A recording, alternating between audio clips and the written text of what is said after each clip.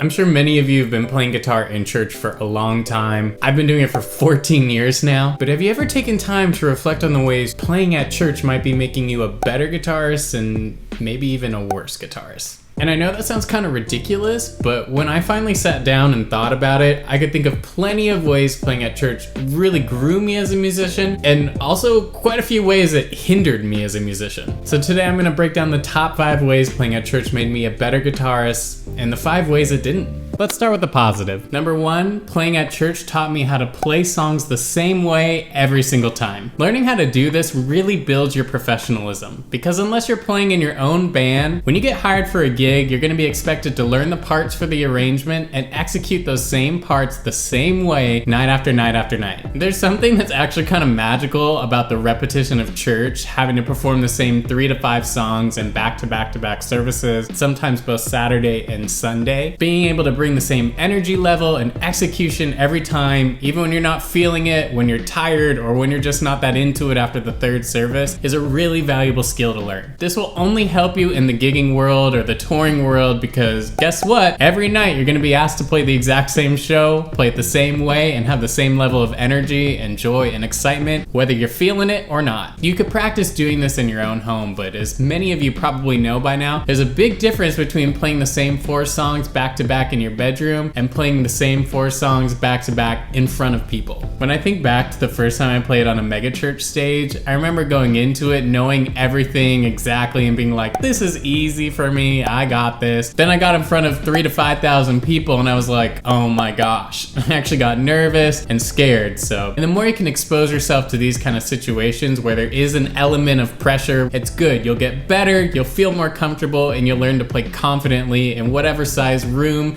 or situation you're in. Number 2, I learned how to dial in good guitar tone. When I first started playing at church, I thought I knew a lot about pedals. And then I got mentored by an MD at a megachurch and I realized I knew nothing about pedals. And no, I'm not just talking about slapping a ton of delay and reverb on everything.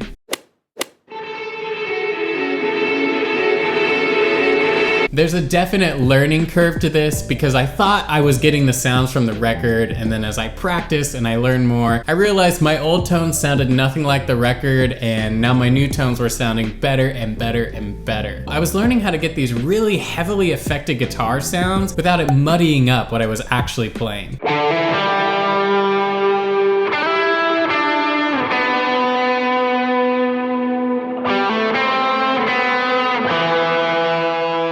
Likewise, there's a learning curve to how loud your wet effects should actually be. You run them too hot, it's just pure noise in the mix. Run them too quiet and your 3-note guitar part that was sounding pretty epic now sounds a little dinky.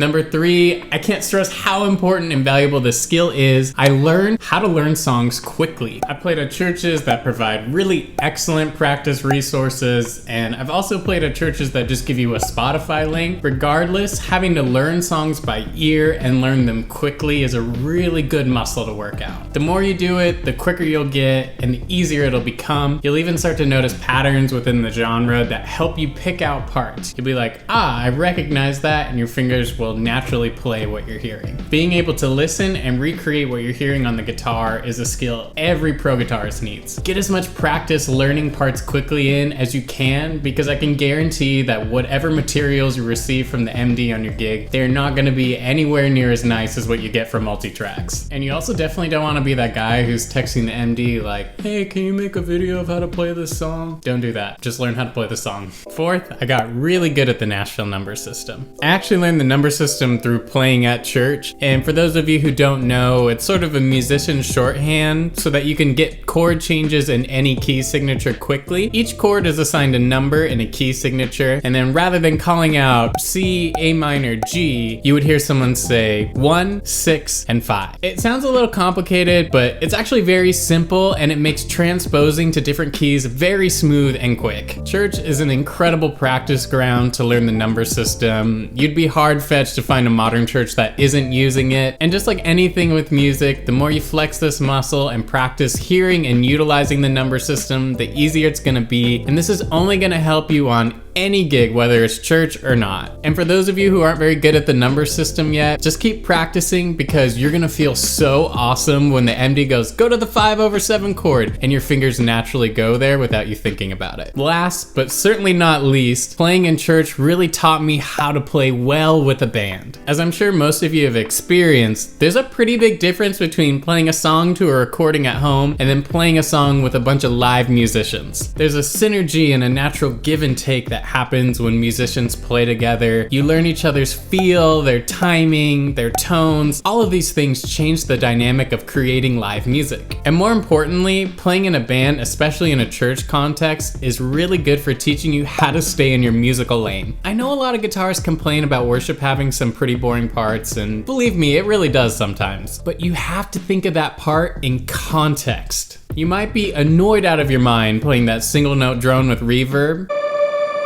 but if you weren't playing it, then the vocals would be too exposed and they'd be really sticking their neck out there. You're adding to the emotion and the overall sonic landscape of the song, which is why it's really important to remember that no matter how boring the part may feel by itself, when you think about it in context, you realize you're creating music, not guitar. Just think about your favorite records. Was there mindless noodling and shredding the whole time? I really doubt it. Learn to be excited about the full picture of what the drums, bass, keys, and guitars are doing simultaneously, rather than just trying to jazz up that 3-note hypnotic picking thing. And before we move on, be sure to like the video and subscribe to the channel if you're enjoying it. It helps out a ton. Okay, on to the negative. Here are the 5 ways playing at church made me worse. Number 1, playing in church can develop an over-reliance on music directors. There's a really big difference between how a pop music director operates and how a church music director operates. In church, music directors hold your hand, they call out the dynamics, they call out all the chord changes. They basically tell you what to play, how to play it, and when to play it while you're playing the song. Pop MDs tend to just focus on mistakes and creativity. So they're only gonna call out a chord if someone is missing the chord. Likewise, they might stop the rehearsal because they wanna add a dynamic shift, they wanna add hits or reharms, something of that nature. But once the show starts, there's no MD squawking in your ear about, okay, 1 chord, now the 4 chord, now the 5 chord. No, that doesn't happen. You have to know your parts and remember all the dynamics. Now I know when you're playing in church, you're dealing with volunteers who maybe didn't have as much time to dedicate to learning the songs really well during the week. And I get that, but you should at least know the chord changes that you're playing. The MD shouldn't have to spoon feed that to you while you're playing. That's how you get stagnant, and it's honestly how you look pretty green when you start playing gigs outside of church. Number 2, it's really easy to get comfortable hiding poor playing behind a ton of effects. There's varying degrees of this, but I find for myself, I tend towards a more effects-heavy approach than the majority of sidemen in the pop world. I got so accustomed to hearing myself play with all these really lush delays and reverbs, so that when I was forced to play without them, I started to feel really naked. In pop gigs, I've been asked to dry out my effects way more often than I've been asked to add more to it. In fact, I can't even think of a time I was asked to add more wet effects to my signal. Anyway, don't develop a reverb inferiority complex like me, and listen to yourself dry and get comfortable hearing yourself and making that sound as good as possible. That way, whether you're playing as dry as the desert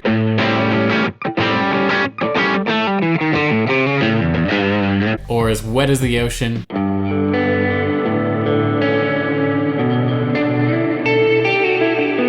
you feel confident. Number 3, I stopped challenging myself as a guitarist. For a time, playing at church was my primary gig source. I got really accustomed with the genre, and as many of you know, once you reach a certain level of proficiency, you can pretty much play anything they throw at you. I got comfortable and I stopped pushing myself to learn different genres and songs that were challenging for me. Yes, I got very good at worship guitar, but I wish I'd continued to grow in other styles. Now when I get asked to play something challenging, I always have that thought of, oh yeah, that's the part of my playing I knew I needed to work on 5 years ago, but I didn't because I wasn't being asked to do anything hard at the time.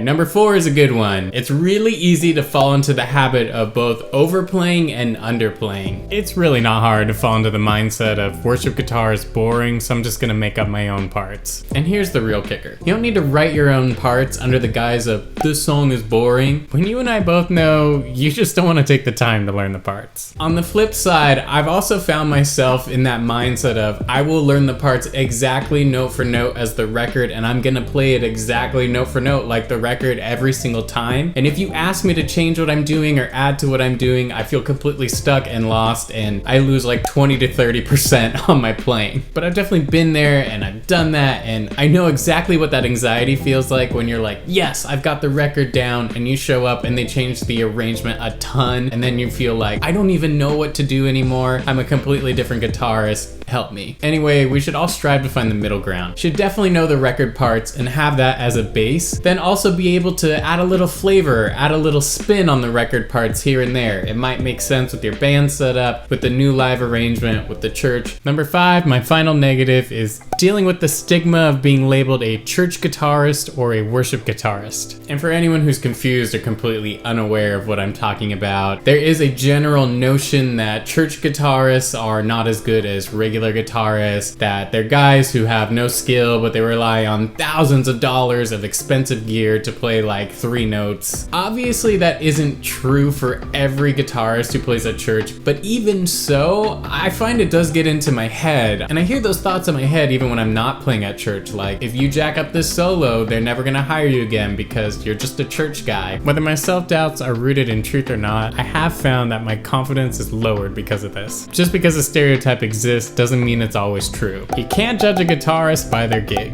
Sounded like a pastor's one-liner. So there you have it, my top 5 ways playing at church made me both better and worse. Everyone's gonna have their own opinion, but for me, the good far outweighed the bad. And once you become aware of some of these pitfalls, it's not like being involved in church is automatically gonna make you terrible at guitar. As long as you stay aware of these habits, you can see them creeping up on you and you just nip them in the bud right there. I know a lot of you can relate, so be sure to comment down below what your church guitar playing experience has been. Leave a like on the video before you head out, and subscribe to the channel if you're new, and I'll catch you next time. Hey Bailey, what do you think is good about church guitar? I like all the cool tones. I think they're pretty cool. Bailey, what's the worst part of church guitar? I don't really like it when guys like play with like way too much reverb. That really annoys me. Like, you can tone it down, it's okay. I'll still hear you.